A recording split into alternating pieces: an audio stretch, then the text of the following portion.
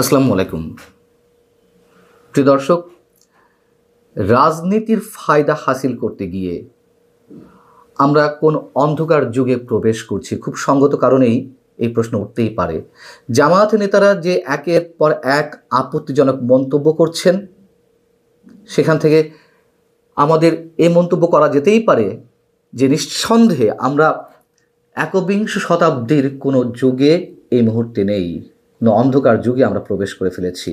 একদিকে বাউলদের উপর হামলা, ইসলাম নিয়ে কটু মন্তব্যের প্রতিবাদ যারা করছেন, তারাই আবার নতুন করে ইসলামকে বিতর্কিত করছে। ধর্ম নিয়ে ব্যবসা এদেশে অনেকেই করছেন, এ কথা সত্য কথা, কিন্তু তার তো একটা সীমা পরিসীমা থাকতে হবে।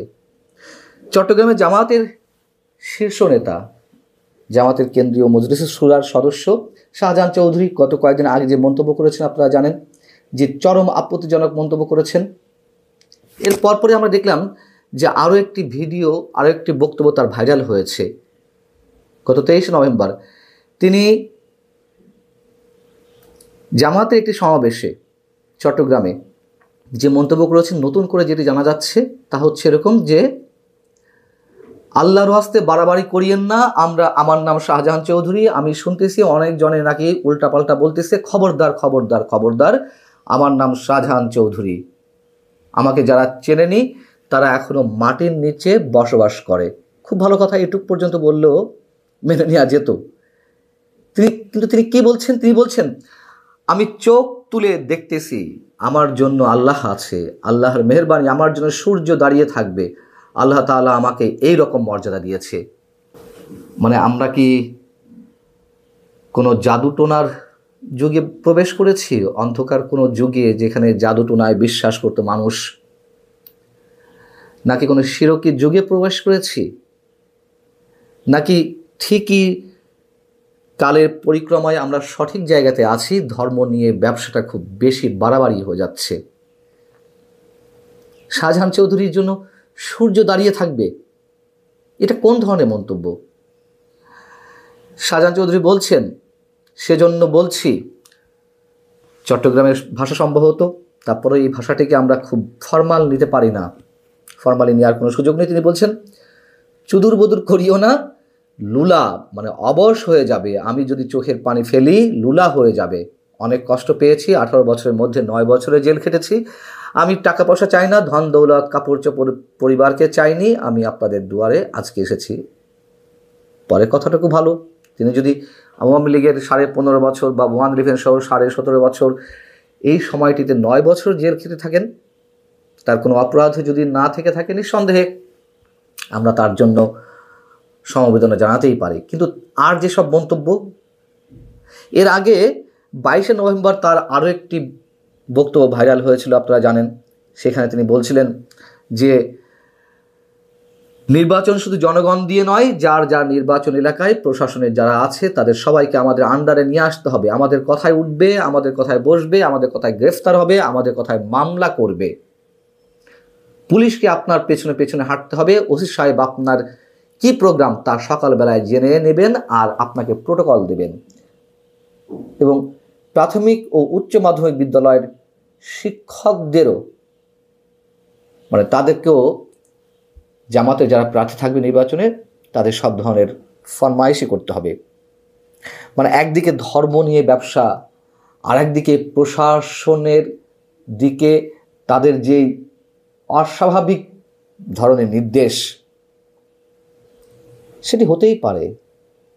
এর মধ্যে গত 15-16 মাসে প্রশাসনের যে রদবদল, প্রশাসনের যে নতুন লোক নিয়োগ, আমরা তো জানতে পারছি যে প্রশাসন প্রায় তারা কবজা করে ফেলেছে।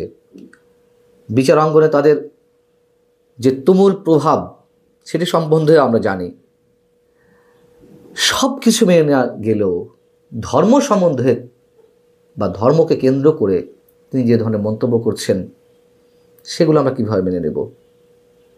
ইসলাম ধর্ম সম্পর্কে কটূক্তি করেছেন বাউল আবুল সরকার, নিঃসন্দেহে তিনি যে ভাষায় কথা বলেছেন আমরা তার প্রতিবাদ জানাই। কিন্তু নানান ধরনের ধর্মভিত্তিক সংগঠনের পক্ষ থেকে যে প্রতিবাদ লিপি দেওয়া হচ্ছে, বিবৃতি দেওয়া হচ্ছে, তার উপরে হামলা করা হচ্ছে তৌহিদি জনতার নামে, কই এসব নিয়ে তো জামাত বা কিংবা ধর্মভিত্তিক যে সংগঠনগুলো প্রতিষ্ঠানগুলো তারা তো কোনো কিছু বলছে না। ইসলাম তো এই কথা বলে না। এর আগেও আমি আপনাদের সামনে এই ধরনের কথা বলেছি। এবং জামাত নেতার এই ধরনের বক্তব্যের নাকি কারণ দর্শানো নোটিশ দেওয়া হয়েছে জামাতের পক্ষ থেকে, এবং জামাতের পক্ষ থেকে বলা হয়েছে যে এটি তার ব্যক্তিগত মন্তব্য, এর দায় জামাত নেবে না। আরে তিনি তো কেন্দ্রীয় মজলিসে শুরার সদস্য। জামাতের একজন বা কোনো দলের একজন শীর্ষ নেতা কোনো ধরনের মন্তব্য করবে না, একের পর এক তার দায়ভার দল নেবে না, এটা তো হতে পারে না। এর আগে আমরা কি জানতে পারলাম, জামাতের কোনো এক নেতা নাকি বলেছিলেন যে জামাতকে ভোট দিলে বেহেশতে টিকিট পাওয়া যাবে। যদি সাম্প্রতিক সময়ে এই ধরনের কোনো বক্তব্য আমি খুঁজে পাইনি যেটি বাস্তবতা, তবে বিএনপির শীর্ষ নেতৃত্ব থেকে মির্জা ফখরুল ইসলাম আলমগীর 96 কিংবা 91 নির্বাচন থেকে শুনছি অনেকে বলেছেন জামাতকে ভোট দিলে বেহেশত নিশ্চিত হওয়া যাবে, বেহেশত পাওয়া যাবে। এই যে ধর্মের অবমাননা, ধর্মকে ছোট করা, এটাও তো ইসলাম সম্পর্কে কটূক্তি। তাহলে আমরা এগুলোকে কোনভাবে নেব, কিভাবে নেব?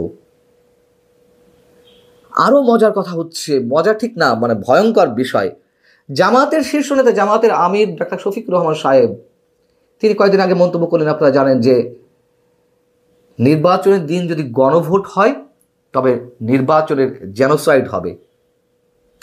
তিনি নির্বাচনে জেনোসাইড বলতে কি বুঝালেন, এর ব্যাখ্যাটি কি তিনি দিয়েছেন? কেন জেনোসাইড শব্দটি তার ঘুরে ফিরে তার মাথাতে এলো? তিনি বলতে পারতেন নির্বাচন এবং গণভোট, মানে জাতীয় সংসদ নির্বাচন এবং গণভোট যদি একসাথে হয় তাহলে নির্বাচন সুষ্ঠু হবে না, নির্বাচনে যথেষ্ট আশঙ্কা রয়েছে, নির্বাচন সন্দেহ সংশয়ের মধ্যে পড়বে, অনেক ধরনের কথা বলতে পারতেন। আর আমি অন্তত বিশ্বাস করি জামায়াতের আমির ডাক্তার শফিকুর রহমান আর 10 জন নেতার মতো নন, যথেষ্ট তার পড়াশোনার ব্যাপ্তি এবং তার যেই মার্জিত কথাবার্তা। অনেক মানুষ জামাতের রাজনীতি বিশ্বাস করুক আর না করুক তার কথাবার্তাকে পছন্দ করতেন, কিন্তু জামাতের রাজনীতি এমন পর্যায়ে গেছে যে নির্বাচনে জেনোসাইড হবে এমন মন্তব্য তিনি করলেন। আমরা জানি যে 71-এর জেনোসাইডের সঙ্গে জামাতের নামটি কীভাবে ওতপ্রোতভাবে জড়িত। সেখান থেকে অনেকে অভিযোগ করছেন যে জামাত আসলে ওই জেনোসাইডের যে বিষয়গুলো সেখান থেকে বেরিয়ে আসতে পারেনি এতদিনেও, তাই ঘুরে ফিরে জামাত নেতা ডাক্তার শফিকুর রহমানের মাথাতে এই বিষয়গুলো রয়ে গেছে খুব স্বাভাবিকভাবে, এবং তার মুখ থেকে এই বিষয়টি বেরিয়েছে। আমরা জানি না এই ব্যাখ্যাটা কি হতে পারে। জামাত সব কিছু নিয়ন্ত্রণ করছে এটি না হলেও অনেকাংশে যে বিহাইন্ড দ্য স্ক্রিন থেকে সব কিছু পরিচালনা করছে অনেক কিছুই সরকারের, সেটির সম্পর্কে নিশ্চয়ই সন্দেহ নেই। কিন্তু তাদের কার্যকলাপ, তাদের কথায় পুলিশ প্রশাসন উঠা বসা করবে, তাদের নির্দেশ মানতে পুলিশ বাধ্য, পুলিশ প্রোটোকল দেবে, এবং নির্বাচনে জেনোসাইড, সূর্য দাঁড়িয়ে থাকবে কারোর জন্য। আমরা শঙ্কিত কোন দিকে চলেছি আমরা। ভালো থাকুন সবাই, তারপরও আল্লাহ হাফেজ।